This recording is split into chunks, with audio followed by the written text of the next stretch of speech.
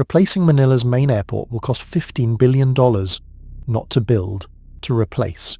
Because the one that's there right now can't be fixed. It can only be escaped. Manila's Ninoy Aquino International Airport processes close to 50 million passengers a year through infrastructure never designed to handle that volume. It's one of the busiest airports in Asia. It's also one of the most hated. But this isn't a story about bad service or long lines. This is about mathematics, engineering mathematics, the kind that traps an entire country. The problem starts with 2 runways. Most major airports have at least 2. Beijing has 6. Atlanta has 5. Even modest regional hubs manage 3 or 4 parallel strips that can operate simultaneously. Manila has 2 runways, but they intersect. They cross each other in an X shape, which means they can't be used at the same time, which means Manila, a capital city serving 110 million people, effectively operates on a single runway. The geometry is simple. The consequences are catastrophic. In 2024, the Philippines welcomed 5.4 million visitors. Thailand welcomed 35 million. This isn't about beaches. Both countries have them. This isn't about culture or cuisine. The gap is infrastructure, specifically air access. It is one airport that became a national choke point. An airport that can't expand because the city grew around it. Can't add runways because there's no land. Can't demolish terminals because planes are still landing. The only solution is to build an entirely new airport 30 kilometers away and pray that $15 billion is enough. One design decision locked that geometry in place. Everything that followed was inevitable. It started as Nichols Field, a military airstrip built by Americans in the 1940s. Flat, functional. 2 runways laid in an X because the land was available, and wind patterns from multiple directions needed coverage. For military operations with a few flights per day, the geometry worked. For commercial aviation serving millions, it was a trap waiting to spring. The first passenger terminal opened in 1961. Capacity 6 million passengers annually. Manila's population at the time was roughly 2.5 million. The airport seemed generous. Over-prepared even. No one imagined what would come. Terminal 1 arrived in 1982, designed by the Marcos administration as a showcase of modernity, built to raise capacity to 10 million passengers. Still manageable. Still within the boundaries of what the runway geometry could handle. But the runways never changed. The X remained. Runway 0624 runs 2,700 meters. Runway 1331 runs 3,400 meters. They cross at a 45-degree angle. Air traffic controllers can use one or the other, never both. Every takeoff blocks every landing. Every landing blocks every takeoff. The theoretical maximum is roughly 1 aircraft movement every couple of minutes. In practice, delays stack like dominoes. 1 late departure creates a cascade. 10 late departures create gridlock in the sky. Terminal 2 opened in 1998 exclusively for Philippine Airlines. Terminal 3 followed, but didn't become fully operational until 2014, after years of legal disputes over construction contracts. Terminal 4, the old domestic terminal from the pre-jet era, remained in service because there was nowhere else to put the flights. 4 terminals built across 5 decades by different administrations under different visions with zero coordination. No internal train, no shuttle system, no walkway connecting any of them. Passengers who need to transfer must exit the airport, navigate Manila traffic, and re-enter a different building.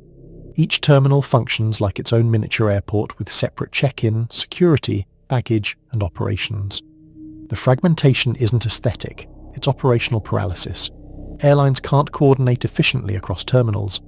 Baggage systems don't communicate. Ground crews duplicate equipment. Every inefficiency compounds. And underneath it all, the X-shaped runways ensure that no matter how many terminals you build, the system can only process aircraft at the speed of a single runway. The infrastructure grew. The constraint remained.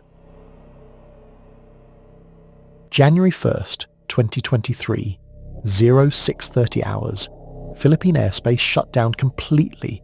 Not just Manila, the entire country.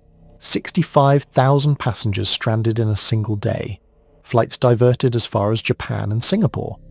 The cause was a power system collapse in the air traffic control center. The backup system failed to engage. There was no redundant backup. The setup had never been fully redundant. It was a single point of failure controlling an entire nation's skies. The outage lasted 3 hours. When systems came back online, the backlog took days to clear. Airlines cancelled over 200 flights. Passengers slept on terminal floors. The government promised investigations, reforms, modernisation. But the incident exposed something deeper than ageing equipment. It revealed an airport running on infrastructure that couldn't support its own traffic. An airport where every system operated beyond intended capacity with no margin for error. 2 years earlier, our Boeing 737 skidded off the runway during landing. The main runway closed for 2 days. Over 200 flights disrupted. The airport has no spare runway capacity, no way to absorb disruptions. When the single operational runway fails, everything stops. In 2024, Terminal 3's air conditioning system collapsed during peak summer heat. Passengers waited in 40°C conditions.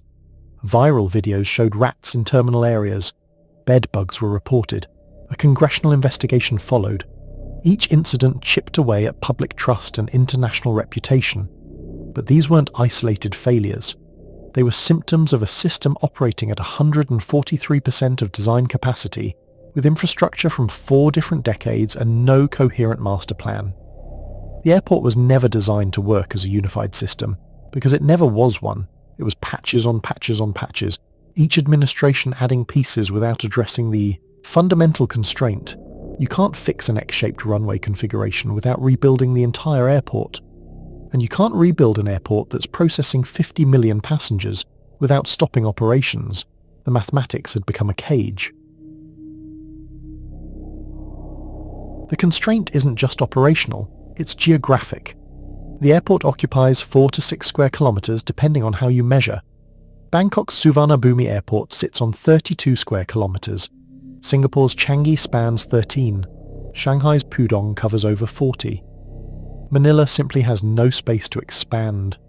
Dense residential neighbourhoods press against the perimeter on all sides. Highways wrap around the runways. Commercial development surrounds every boundary. Additional runways are physically impossible. Large apron expansion is impossible. The airport is boxed in by the city it helped create. This is the landlock trap. Airports need room to grow because aviation grows. Passenger numbers double every 15 to 20 years historically. Aircraft get larger. Operations get more complex. Airports built with expansion space thrive. Airports built without it become bottlenecks. Manila was built in an era when 6 million annual passengers seemed like plenty. No one reserved land for 50 million. No one imagined the Philippines would become a major labour exporter with millions of overseas workers travelling home annually. No one planned for low-cost carriers democratising air travel across Southeast Asia. The numbers tell the compression story. Beijing handles 100 million passengers across 6 runways on 47 square kilometres. Atlanta processes 107 million across 5 runways on 19 square kilometres. Manila processes 50 million across 1 effective runway on 5 square kilometres. The density is unsustainable. The efficiency is impossible. Yet the airport operates every single day because there is no alternative. The runways can handle roughly 280,000 aircraft movements per year, operating at maximum theoretical capacity. That's 32 movements per hour, assuming perfect conditions and 0 delays. In reality, weather, maintenance and operational constraints reduce that to 25 movements per hour. During peak periods, demand exceeds capacity by 40%. Aircraft enter holding patterns, delays cascade, fuel burns, costs multiply, and every airline that experiences Manila's constraints thinks twice about adding routes or increasing frequencies. Foreign carriers see Manila as an operational risk rather than an opportunity. Business travellers encounter unpredictability. Tourist arrivals stay flat while Thailand, Vietnam and Indonesia see growth. The airport doesn't just fail to serve existing demand, it actively suppresses potential demand by making Manila a destination people avoid if they can route elsewhere. The economic consequences extend beyond the terminal walls. Tourism is one of the Philippines' most important industries, yet the country has never surpassed 8 million annual visitors, even in its best pre-pandemic year. Thailand surpasses 35 million every year. Indonesia welcomed 16 million in 2024. Vietnam hit 18 million. The Philippines has arguably better beaches, richer biodiversity, and unique cultural heritage. But infrastructure, not interest, caps the nation's tourism potential. Congested terminals limit flight slots and discourage new routes. Airlines need certainty. They need to know aircraft can land, turn around, and depart on schedule. Manila can't guarantee that. So routes go to Bangkok, Singapore, Kuala Lumpur. Cities with airports that function. Secondary Philippine destinations like Cebu, Davao, and Boracay might have tourism potential, but international visitors need to connect through Manila first. If Manila is a bottleneck, everywhere else suffers. Business travel faces the same constraints. Executives avoid locations with unpredictable airports. Companies hesitate to establish regional headquarters in cities where flights get delayed 40% of the time. Manila competes with other Southeast Asian capitals for investment, talent, and corporate presence. An airport that can't reliably process passengers is a competitive disadvantage measured in billions of dollars of lost opportunity annually. For the millions of overseas Filipino workers, the airport is their first and last experience of home. Long arrival queues, slow immigration lines, overcrowded halls turn emotional reunions into exhausting marathons. Even with special lanes and dedicated services, the route problems remain structural, not procedural. The airport wasn't designed for this volume. No amount of process optimization changes that. Outside the airport, the impact spills onto Manila's roads. Vehicle queues from terminal drop-off points extend onto expressways. The NEAR Expressway, built specifically to ease airport traffic, became congested almost immediately after opening because airport traffic exceeded forecasts. Every breakdown, every peak-hour rush, every terminal delay forces more cars onto roads already operating at capacity. The airport's dysfunction radiates outward. In 2024, the government awarded a concession to rehabilitate the airport. The goal was to improve service and extract a bit more capacity from existing infrastructure. But even the winning consortium acknowledged that the airport's fundamental problems, space, runway configuration, land constraints, cannot be solved on the existing site. You can upgrade terminals, you can improve baggage systems, you can modernize air traffic control equipment, but you can't add runways, you can't undo the X, you can't create land that doesn't exist. Manila finally reached the unavoidable conclusion. The airport can't be fixed, it has to be replaced. The replacement is already rising in Bulacan, 30 kilometers north of Manila. The new Manila International Airport is a $15 billion mega project led by San Miguel Corporation. It's being built on 2,500 hectares of reclaimed land, engineered to withstand flooding and storm surges. The site offers room for multiple runways, large terminals, and future expansion. Everything the current airport never had. Unlike Manila's cramped 5 square kilometers, Bulacan opens the door to long-term growth with space to scale like other global hubs. New expressways are under development to link the airport directly to the North Luzon road network.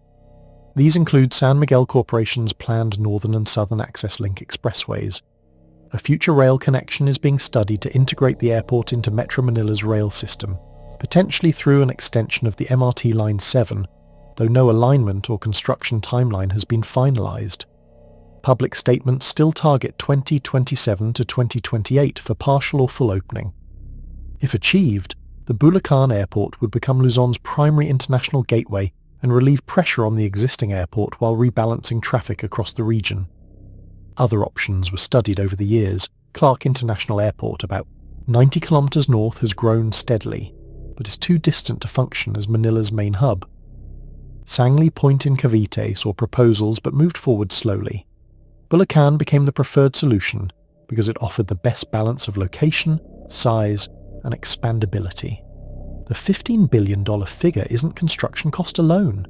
It's infrastructure, land reclamation, access roads, rail connections, and decades of operational setup. It's the price of escaping a trap that was built incrementally over 50 years. The cost of fixing a problem that should never have become a problem. The Bulacan Airport represents more than infrastructure replacement. It represents a recognition that some mistakes can't be patched, that incremental improvements can't overcome fundamental design flaws, that sometimes the only solution is to start over. The Philippines is betting $15 billion that this time, the planning will account for growth. that runways will be parallel, not intersecting, that terminals will be connected, not fragmented, that the system will be designed as a system from the beginning. But the bet comes with risk. $15 billion represents a significant share of the national budget. Construction on reclaimed land in a typhoon-prone region introduces engineering challenges. Access infrastructure must be completed simultaneously, or the airport becomes isolated, and the existing airport must continue operating at overcapacity throughout the construction period because there is no alternative. The transition will be delicate. The stakes are enormous. Meanwhile, the existing airport continues processing roughly 50 million passengers a year on infrastructure never designed to handle that volume. Every day it operates is a small miracle of improvisation. Air traffic controllers juggle impossible schedules. Ground crews maximize every square meter. Airlines absorb delays and hope for better. Passengers endure because they have no choice.